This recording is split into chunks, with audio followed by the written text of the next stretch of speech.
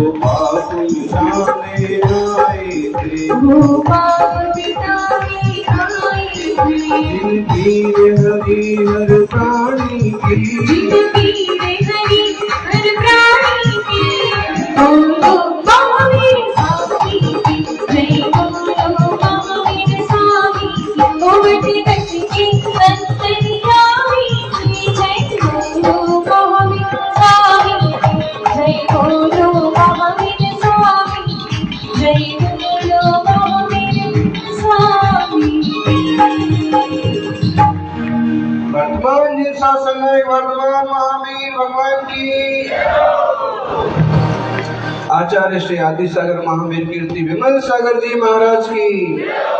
तपस्वी सम्राट गुरुदेव आचार्य श्री सन्मति सागर जी महाराज की। बोले चर्या चक्रवर्ती अभिक्षण ज्ञानोपयोगी जीवंत समय साराचार्य भगवान श्री सुनील सागर जी गुरुदेव की।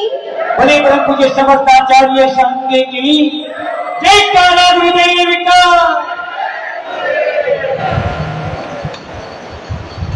लहरों से डरकर नौका पार नहीं होती, कोशिश करने वालों की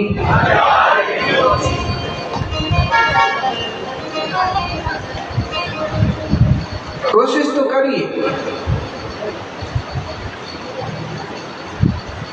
एक कोशिश यहां शुरू हुई थी और वो पूरे देश में लहर बन गई।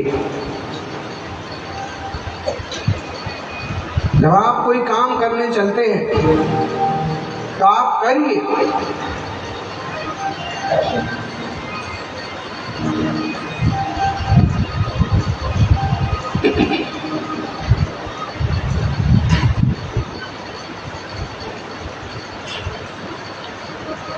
चाहे वह मोक्ष मार्ग की बात हो, चाहे संन्यास के मार्ग की बात हो, और चाहे श्रावक आश्रम की बात हो।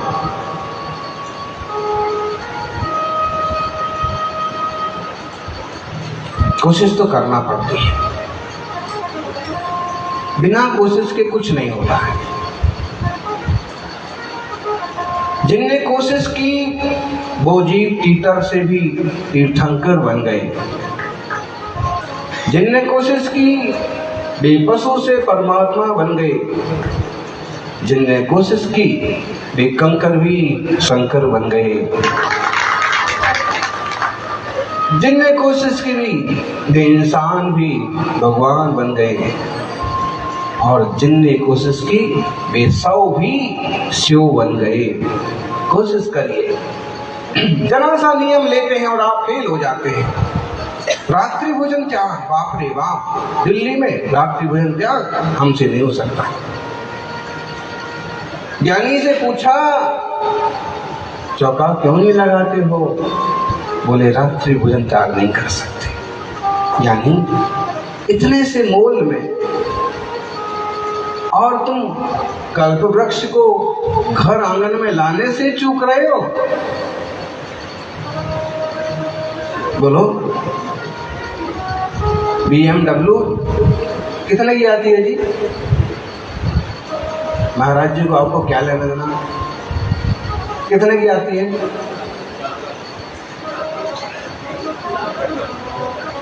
आप कहेंगे दिगंबर मुनिराज को BMW से क्या लेना देना, लेकिन आपसे पूछ इसलिए रहे कि आप बता रहे हैं 50 लाख 60 लाख 1 करोड़, उससे भी बढ़िया वाली 2 करोड़ 10 करोड़, ठीक है, और आपको कोई 10-5 रुपए में देने को तैयार हो जाए,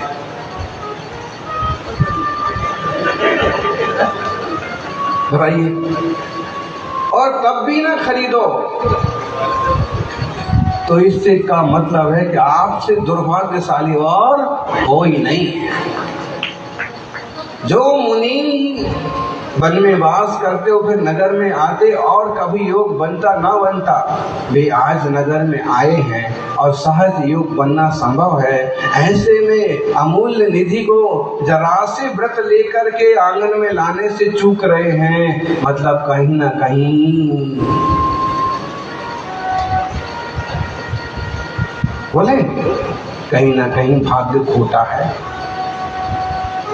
आप कहोगे भाग्य खोटा होगा आपका, हमारा क्यों खोटा है?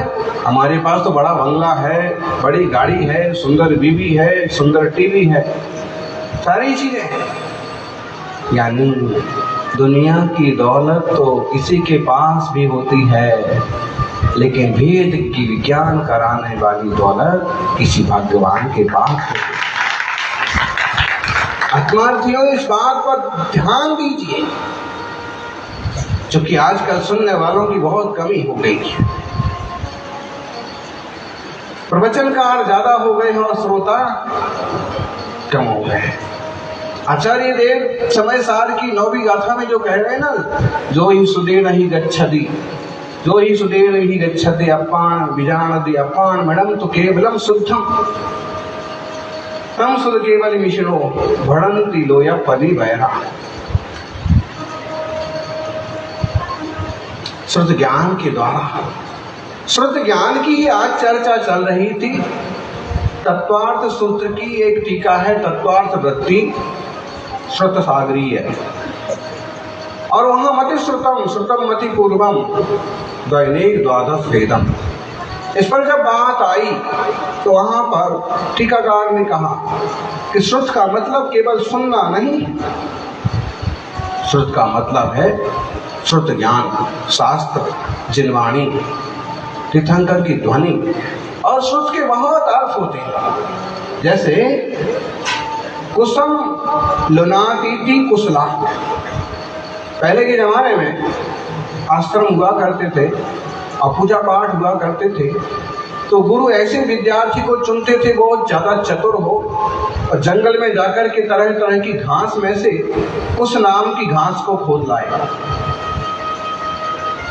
कांटे कंकर खरोंच से बच करके वापस आ जाए, और जो कुश ले आता था उसे क्या कहा जाता था? कुशल। कुशल के किसका नाम है कुशल? आप में से किसी का नाम है कुशल? बोलो, नाम भले कुशल नहीं है, लेकिन हम सब कुशल हैं, सकुशल हैं, तो उसे कुशल कहा जाता था। अब आजकल आपसे पूछते हैं सकुशल हैं, कुशलता है तो आप कहते वो रूढ़ हो गया। अब उसका अर्थ सिर्फ इतना सा ना रहा कि जो कुशलाए सो कुशल। ऐसे ही सिर्फ सुनने का नाम श्रुत नहीं है, चिंतन, मनन, जिनवाणी का पठन पाठन भी श्रुत कहलाता है, शब्द विन्यास भी श्रुत कहलाता है, श्रुत ज्ञान। और श्रुत क्यों कहा है ब्रह्मचारी जी? सुना जाता है इसलिए श्रुत कहा है। श्रुत ज्ञान सुना जाता है, सुन करके होता है, मन से होता है, श्रुत कहा जाता है। और जो सुनने वाले होते हैं उनको श्रावक कहा जाता है। जो सुनता है वो श्रावक कहलाता है। श्रु धातु से ही बना है श्रावक। ये वाला अर्थ तो आपको बहुत पता है। कौन सा? शाह से बोले तो श्रद्धावान, बा से बोले तो, और का से बोले तो क्रियावान। अब विवेकवान, श्रद्धावान, क्रियावान आपको कितने मिल रहे हैं? थोड़े से जीव मिलेंगे। बकवासवान बहुत मिल जाएंगे आपको।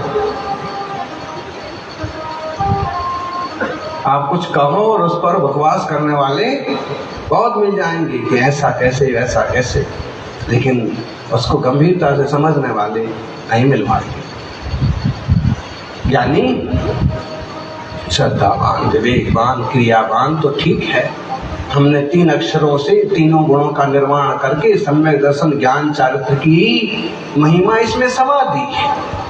और इसका कहने का आशय फिर ये हो गया कि धन्य है वो श्रावक जिसके जीवन में ये तीनों चीजें हैं, और वो एक तरह से रत्नत्रयधारी मुनि राजों का अनुसरण करता हुआ वो भी रत्नत्रय के मार्ग पर चल रहा है, विराग के मार्ग पर चल रहा है, वीतराग के मार्ग पर चल रहा है। ज्ञानियों, जब हम ज्ञानी कहते हैं तो इसका प्रचार कोई नहीं कहता कि महाराज जी ने आज मुझे ज्ञानी कहा। सौभाग्यशाली जब हम कहते हैं तो इसका प्रचार कोई नहीं करता कि महाराज जी ने आज मेरे को सौभाग्यशाली कहा। महानुभव कहते हैं, आपकी तरफ देख के भी कहते हैं, तब भी इसका प्रचार नहीं करते आप कि मेरे को महानुभव कहा। प्रचार किस चीज का करते हैं?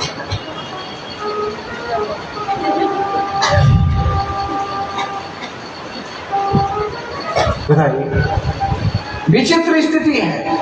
गुरु माता पिता आपको कितना भी अच्छा देते जाएं, उसे आप समझते हो कि तो हमारा अधिकार है, हमें मिलना चाहिए। पिताजी सारी संपत्ति हमारे नाम कर दें, गुरुजी हमारा बार बार नाम लें, ये तो ठीक लगता है। लेकिन वे ही गुरु, वे ही माँ बाप कहीं थोड़े से रुष्ट होके और एक कठोर शब्द कहते हैं, बेवकूफ को समझ में नहीं आता है, हमको बेवकूफ कहा।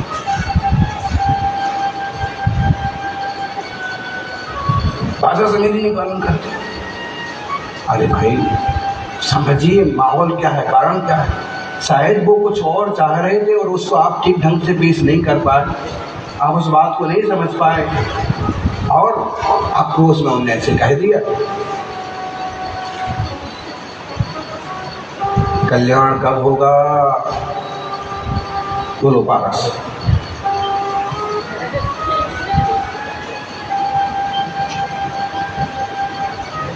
जब हम उसका भी भावार्थ समझेंगे कि कल तक हमको इतने मीठे संबोधन माँ बेटा कह के बुला रही थी, पापा बहुत मीठे शब्दों में बुला रहे थे, और अब क्या हुआ कि वो तो इसका मतलब है। आप जब इसका भी आशय समझ लेंगे कि इस रोष के पीछे क्या कारण है, तब समझना कि गुरु के अनुयायी बन पाएंगे और कल्याण के मार्ग पर चल पाएंगे। आत्मार्थी सुधे ना, जो सुन करके, जिनवाणी सुन करके, द्वादशांग सुन करके और स्वरूप को पहचानते हैं, स्वरूप में रम जाते हैं, स्वरूप में जम जाते हैं, वे श्रुत केवली कहलाते हैं। गजब की बात है ये। 12 अंग का ज्ञान नहीं प्राप्त किया। कल हमने भद्रबाहु स्वामी का प्रसंग लेके कुछ बातें कही थी। उन्होंने द्वादशांग का ज्ञान पाया था गुरुदेव गोवर्धन स्वामी से, लेकिन ये हमारे जैसे जीवों के लिए भी कह रहे हैं कि यदि तुमने शास्त्राभ्यास के बल पर, मुनि राजों के उपदेश के बल पर निज चैतन्य तत्व को समझा, तो समझ लो तुमने सब कुछ समझा।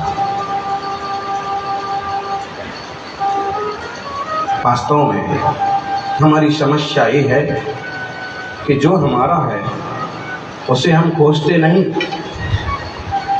जिसे हम खोजते हैं वो हमारा नहीं। जो हमारा हो सकता है उसे हम चाहते नहीं, जिसे हम चाहते हैं वो हमारा हो सकता नहीं। बस यही सोच है हमारे दुख का कारण, और इतना सा समझ आ जाए तो हो जाए सारे दुखों का निवारण। इतना समझ में आ जाए हम जो नहीं हैं, सिर्फ हमने आपको मान लिया। हम इतने देहासक्त हो गए कि हमने अपने आप को सांवला मान लिया। हम इतने देहासक्त हो गए कि हमने आपको अपने आप को काला मान लिया, गोरा मान लिया, पीला मान लिया, क्या क्या नहीं मान लिया। जो शब्द आप लोग सुनना चाहते वो हम नहीं बोलेंगे। क्या क्या नहीं मान लिया। मूछ वाला मान लिया, बिना मूछ वाला मान लिया, बुलाते हैं, और चश्मे वाला मान लिया, टोपी, अपने आप को तुरंत आप टोपी बोला तो टोपी मान लिया। हमने जो अनात्मभूत लक्षण है वो सब मान लिया। आप खुद नहीं कोशिश करो, हम बोलेंगे ही नहीं वो सब, लेकिन वो शब्द भी इसमें शामिल है। कि हम जो है बाहरी अनात्मभूत लक्षणों को इतना पकड़ के बैठे हैं कि हमें कोई कुर्ता बोलता है तो हम उसकी तरफ देखते हैं, हमें जिनवाणी बोलता है तो हम तुरंत देखते हैं कि हमारे चैनल का नाम आ गया। तीर्थंकर बोलता है तो हम तुरंत, होता है नहीं, कैमरे वाला है तो एक कैमरा, वो तुरंत वो देखता है। तो इतने हम अपनी चीजों से, अपने रंग रूप से, अपने नाम से, अपनी पहचान से इतने एकमेक हो गए हैं कि वो कोई बोलता है तो हम जल्दी से उसकी तरफ देखने लगते हैं, लेकिन कोई हमें ज्ञानी बोलता है तो हमें समझ में नहीं आता। हम समझते हैं किसी और को ही पुकार रहे होंगे, ज्ञानी नाम का कोई एलियन होगा जो आसमान से आएगा। हम ज्ञानी नहीं, हमारा स्वभाव सबका ज्ञान नहीं। जब आत्मा से बोलते हैं तो आत्म हित की चाहने की भावना नहीं आती क्या उसमें?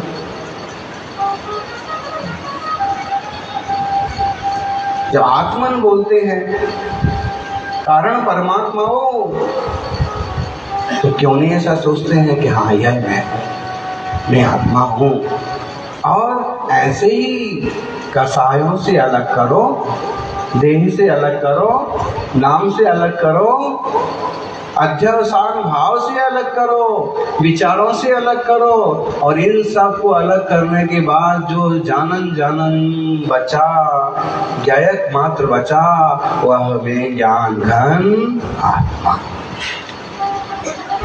जब ये सब चीजें अलग करना है और ये अलग हैं, तो हम इसमें इतना एकत्व तो क्यों करके बैठे हैं? भाई आप कुर्सी पर बैठे बैठे ऊँघ रहे हैं, कुर्सी पर बैठे बैठे कौन ऊँघ रहे हैं? ऊँघना जानते हैं आप लोग? ऊँघना किसे बोलते हैं?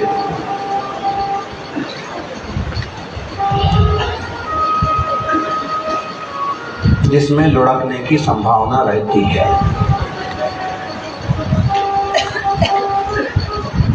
ठीक है, अब कुर्सी पर बैठे बैठे आप ऊँघ रहे हैं, और इस ऊँघ में भी कोई कहे कि हे पारस, ये महावीर,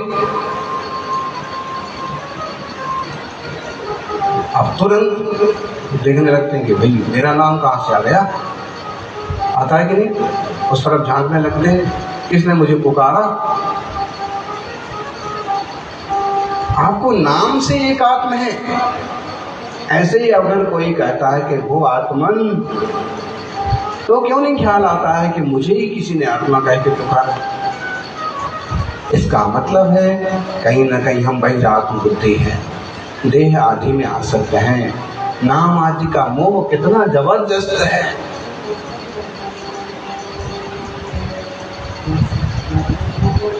वो होता है ना, क्या बोलते हैं, गांव में बच्चे जो करते हैं एक दूसरे को चढ़ाने के नाम बना लेते हैं, क्या बोलते हैं उसको? हैं? जैक चैक निकालना बोलते हैं बुंदेलखंड में। बाकी क्या बोलते हैं दूसरे जगह जिससे लोग चढ़ने लग जाते हैं? इधर नहीं बोलते, दिल्ली में कोई चढ़ता भी नहीं होगा खैर, लेकिन ऐसे कैसे बन जाता है वो?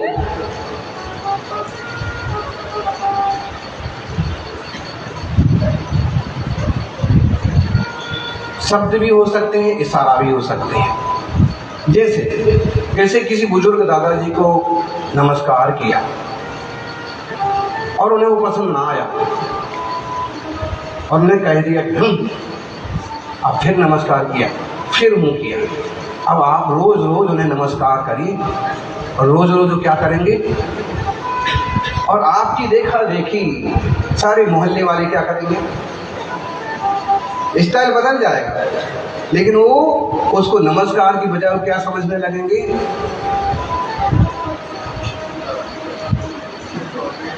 अपनी तोहिनी समझने लग जाएंगे, अपमान समझने लग जाएंगे, और फिर उस चीज से चिढ़ने लग जाएंगे। चिढ़ कहां से पैदा हुई? इसको चिढ़ बोलते हैं। कोई और शब्द होगा, कुछ तो होगा, दिल्ली में इतनी बड़ी दिल्ली है, चिढ़ बोलते हैं।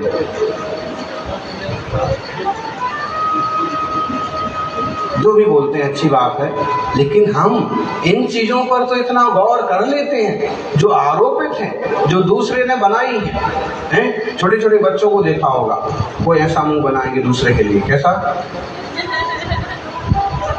कैसा बनाएंगे। और खासकर मातृवर्ग में महिलाएं अगर कोई जो आपस में एक दूसरे को पसंद नहीं करती है ना, और उनको साथ साथ में आने का मौका मिल जाएगा, और आप फिर एक प्रशंसा कर दो कि आपने बहुत बढ़िया गाया, तो जिनकी पटती ना होगी तो कुछ नहीं बोलेंगे, फिर क्या करेंगे, इतना ही करेंगे। सास के आगे बहू की प्रशंसा करी जाए और सासू यदि नाराज हो तो क्या करेंगे।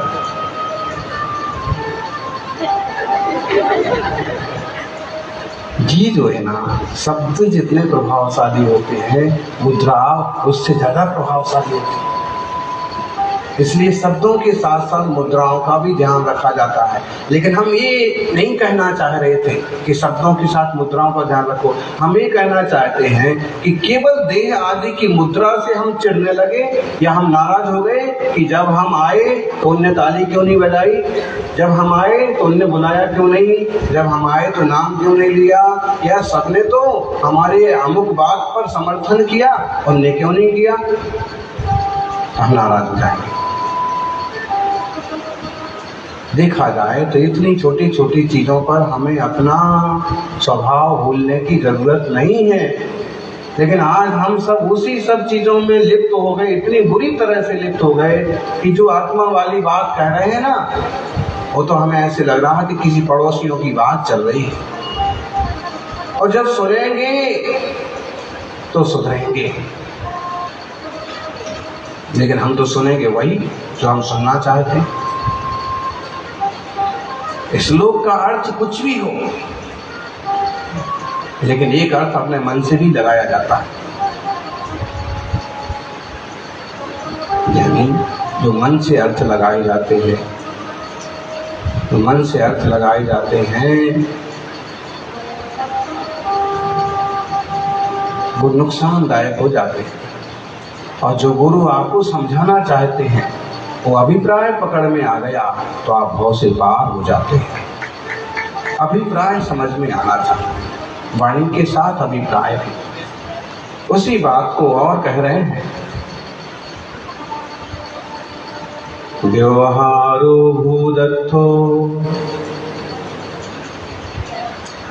भूदत्थो देश दोरु सुदृढ़ो भूदत्थमस्तिदो खलु सम्मा दिट्ठी हवरी जीवो। इस पर नहीं आया, इसका भरोसा मत करिए। जड़ का भरोसा कर करके ही तो परेशान हैं। हाँ, जो आचार्य श्री अमृतचंद्र स्वामी ने गाथाएं ली हैं, वो समय सार में टोटल कितनी है, 415। लेकिन अमृतचंद्र स्वामी के बाद एक और महान आचार्य हुए जयसेन स्वामी। उन्होंने जो गाथाओं की संख्या बताई है वो है 400 कितनी है,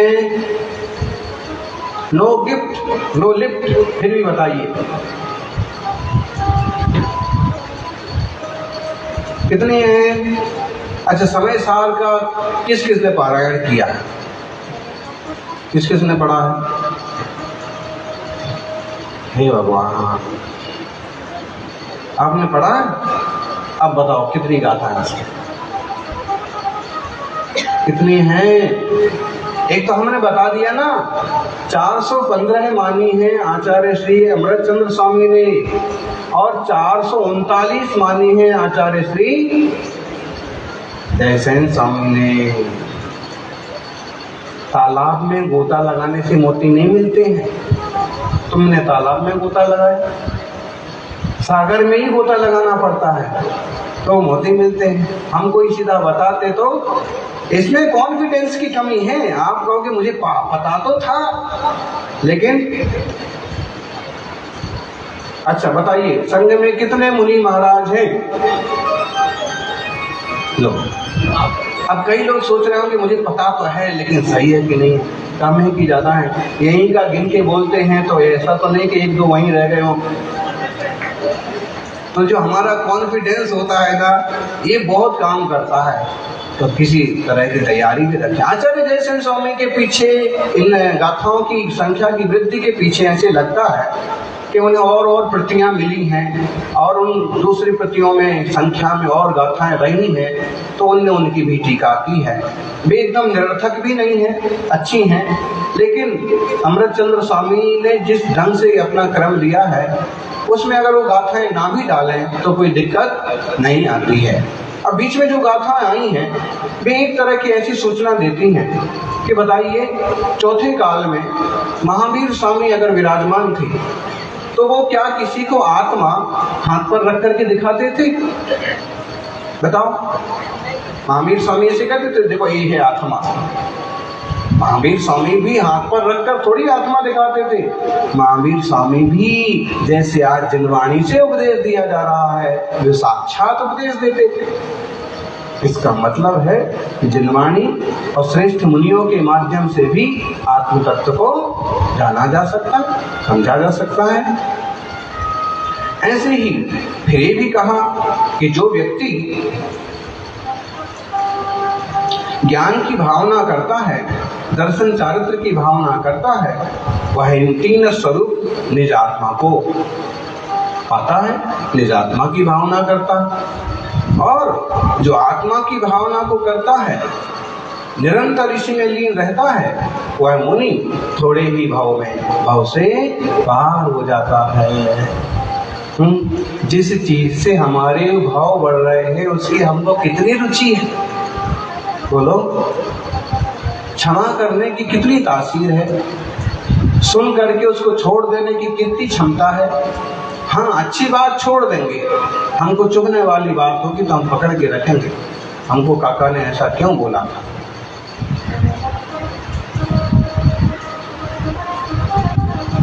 हम सुन सकते हैं तो हमें अच्छी बातें सुन करके स्टोर कर लेना चाहिए, मेमोरी में भर लेना चाहिए, और जो अनुपयोगी है, जिससे परिणाम बुरे हो, क्लेश हो, वो चीजें छोड़ देना चाहिए।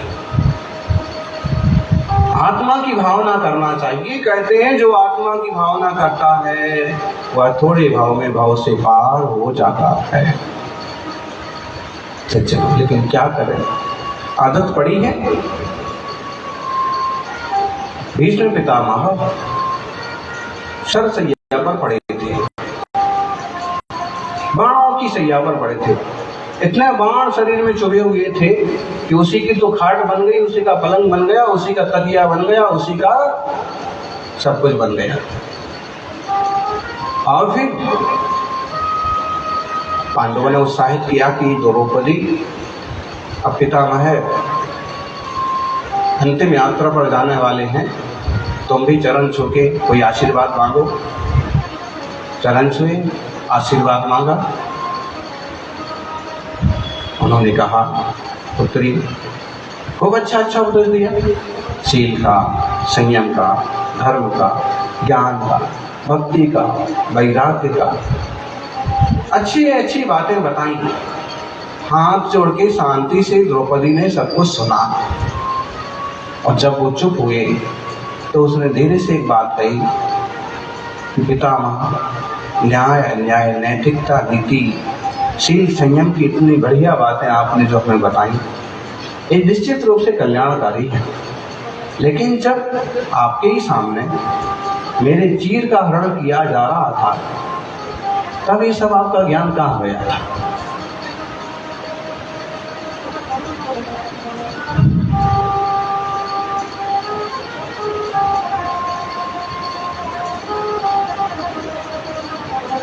पितामह ने क्या उत्तर दिया?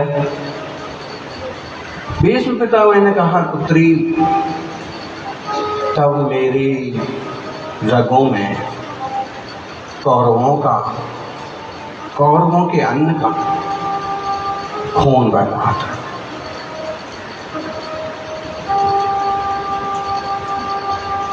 बाण लगने से खून की धाराएं बह बह के निकल गई, और जो उस तरह का अन्न था, उस तरह की रोटी थी, उस तरह का नमक था, उससे बना हुआ खून था, वो सब निकल गया।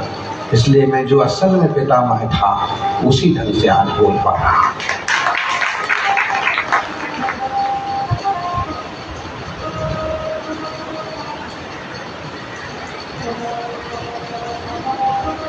मतलब आप किस तरह का आहार और किस तरह की भावना से दे रहे हैं वो प्रभावित करती हैं लोगों को भी और साधुओं को भी।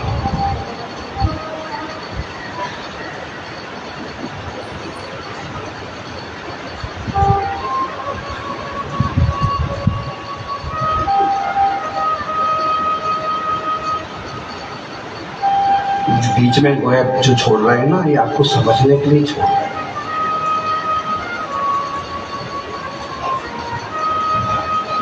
पितामह ने कहा कि तब मैंने वैसा अन्न खाया था और मैं उस तरह से हो रहा था और इसलिए मैं इस तरह की बात कर रहा था। लेकिन बेटी, अब वैसा सारा का सारा खून बह गया, इसलिए मैं संस्कृति का चीरहरण होता हुआ नहीं देख सकता।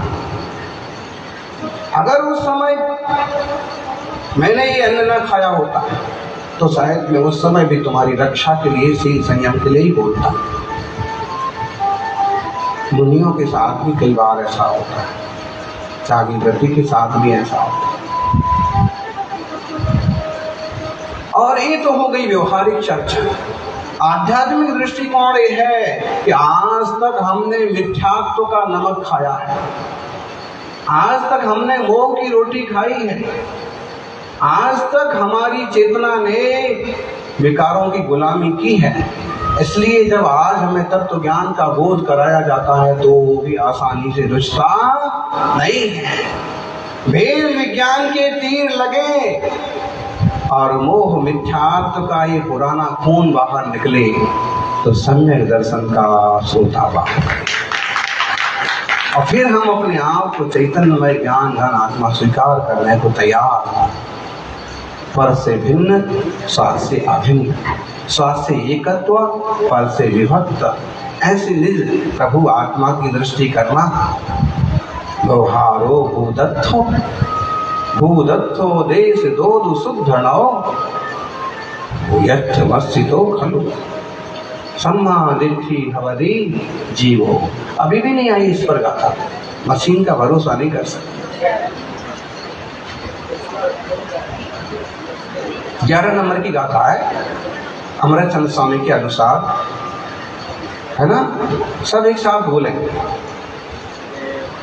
बहारो भूदत्थो भूदत्थो देश दो दुःशुद्धणो भूदत्थमस्य दो खलु सम्मादिठी हवदी जीवो। व्यवहार में अभूतार्थ है, शुद्ध नए भूतार्थ है। देशी दो, ऐसा उपदेश दिया है, मुनिराजों ने दिया है, तीर्थंकरों ने दिया है। ऐसा जो उपदेश है ये केवल कुंद कुंद स्वामी नहीं दे रहे हैं, वे कह रहे हैं कि इसी तरह का उपदेश सिमंदर स्वामी ने दिया, इसी तरह का उपदेश महावीर स्वामी ने दिया, और इसी तरह का तत्व का उपदेश अनंत तीर्थंकर भगवंतों ने दिया। मेरे घर की बात नहीं है। आजकल तो बोले महाराज जी एकदम समय सार में रंग गए हैं, निश्चय की बात कर रहे हैं, व्यवहार का कुछ बता ही नहीं रहे। लेकिन ये जो निश्चय की बात है ये भी जिनवाणी की बात है, और ये तीर्थंकर भगवंतों से हम तक आई है। व्यवहार तो हम समझ ही रहे हैं, चल ही रहा है। ना बोलो तो भी आदमी आपके कठोर शब्द का बुरा मान जाएगा, और समझाने के बाद भी कभी ऐसा समझ में आएगा कि शब्द को पर समझे और कुछ भी सुनने के बाद शांत बना रहे।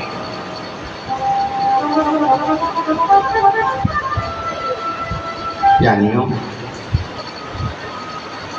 व्यवहार भूतार्थ नहीं है, अभूतार्थ।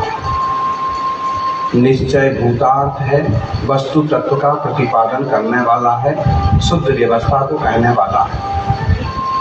और जो भूतार्थ का आश्रय लेता है, वस्तु की शुद्ध व्यवस्था का आश्रय लेता है, तत्व को निर्णय करके और उस पर स्थिर होता है, वो सम्यक दृष्टि जीव होता है, सम्यक दृष्टि हो जाता है। आपको भूतार्थ अभूतार्थ समझ में आए? भूत तो समझ में आया आपको? लो, अब महाराज हमको भूत और कह रहे हैं।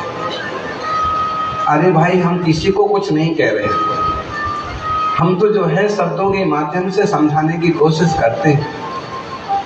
भूत समझ में आया कि नहीं? भूत का मतलब, भूत मतलब, अब तो बोलो ज्ञानी, कोई तो बोलो।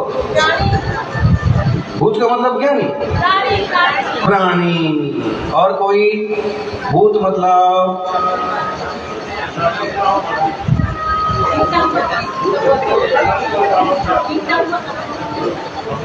भूत के बहुत सारे अर्थ होते हैं? आजकल तो उस पिक्चर और सीरियल में भूत दिखाते हैं, जिससे लोग डर जाते हैं, वो भी भूत कहलाता है। जीव मात्र को भी भूत कहते हैं। भूत का मतलब होता है जैसा है वैसा, वस्तु स्थिति, ये भी। इसलिए भूतार्थ अर्थ जिस रूप में है, एक्चुअल रियल, उसी रूप से कहने वाला वो कौन कहलाएगा? भूतार्थ नए निश्चय में। और अभूतार्थ मतलब वस्तु वास्तव में जैसी नहीं है, उसकी मिली जुली दशा का, दूसरे द्रव्य से मिली जुली अवस्था का कथन करना, वो क्या कहलाएगा? अभूतार्थ। और जो भूतार्थ का आश्रय लेता है, देह से ऊपर उठ करके चैतन्य चिन्मय आत्मा को पकड़ता है, वो ज्ञानी भवपार हो जाता है। ये आप समझ लीजिए कि जब मैं देह ही नहीं हूं,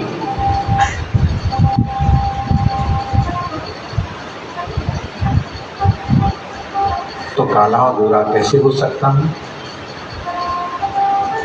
बाल वाला बिना बाल वाला कैसे हो सकता हूं? मोटा पतला कैसे हो सकता हूं?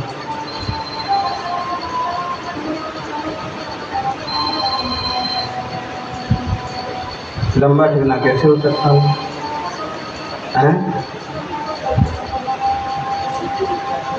हाँ, वो तो ठीक है, सबको पता है। छैडाला की लाइन बहुत बार सुन रखी होंगी। मैं सुखी दुखी में रंग राव, मेरे धन ग्रह गोधन प्रभाव। बोलो, मेरे सुततीय में बेरूप सुभग मूरख प्रवीण। फिर और बोलो, तन उपजत अपनी उपज मान, तन रागादि प्रकटे दुख दैन, तिन ही को सेवत। ये सब जब तक मान रखा है ना, तब तक उसको क्या कहा है? जिस जीव ने ऐसा मान रखा है उसको कहा है बहिरात्मा, मिथ्या दृष्टि। और जिसने ये सब होते हुए भी ये माना कि ये है तो सही, लेकिन यही मैं नहीं हूं, मैं इससे हट के और ज्ञान घन चैतन्य आत्मा हूं, जानन मेरा स्वभाव। बच्चा छोटा होता है, बड़ा होता है, उसकी कितनी अवस्थाएं बदल जाती हैं। छोटी में कितने घने बाल होते हैं, कितना गोल मटोल होता है, बड़ा होता जाता है, रूप बदल जाता है। सब कुछ बदलने के बाद चेतना तो उसमें चैतन्यमय, उसका निज ज्ञान आत्मा है। ऐसे ही निज आत्मा को पकड़ें, इस ध्रुव स्वभाव को ध्यान में लें और क्षण भर को इसकी शांत दशा का विचार करें। कसाय आविष्ट बुद्धि का त्याग करके ऐसे निष्कसाय स्वरूप में उतरने की कोशिश करेंगे तो निश्चित रूप से हम भी एक दिन सिद्धों की श्रेणी में शामिल होंगे। सिद्धों की श्रेणी में आने वाला जिनका नाम है जग के उन सब। एक गीत भी नहीं आता आप लोगों को? आप लोगों को आता तो बहुत कुछ है,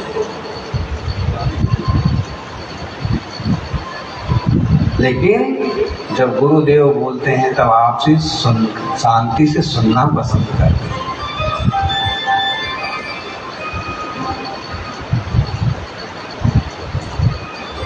सुनने का मादा होना बड़ी बात है। लोग सुनने के पहले जवाब देने को तैयार रहते। शांति से जिनवाणी का श्रवण करें। इसमें मुनिराज कहाँ है कि जग के उन सब मुनिराजों को मेरा नंबर प्रणाम है, लेकिन मुनिराज तो है ही, वो तो साक्षात मोक्ष मार्गी हो गए हैं। रत्नत्रयधारी होने से कोई सौभाग्यशाली श्रावक भी मुनियों के सानिध्य में सम्यक दर्शन ज्ञान का निर्णय करके और चारित्र योग्य चारित्र स्वीकार करके वो भी मोक्ष मार्गी हो जाते हैं। मोक्ष मार्ग ऐसे बनता है, सम्यक दर्शन ज्ञान चारित्र से बनता है, और सम्यक दर्शन ज्ञान बनता है निज आत्मरूप के बोध से, 6 द्रव्य 7 तत्व के निर्णय से। उस पर अपन और बाद में बात करेंगे। आज इस पर भी थोड़ा सा चिंतन करिएगा। चिंतन से चेतना जगेगी और चेतना एक दिन भगवान बनेगी। जय बोलिए 24 तीर्थंकर भगवान की, आचार्य श्री कुंद कुंद मुनि महाराज की।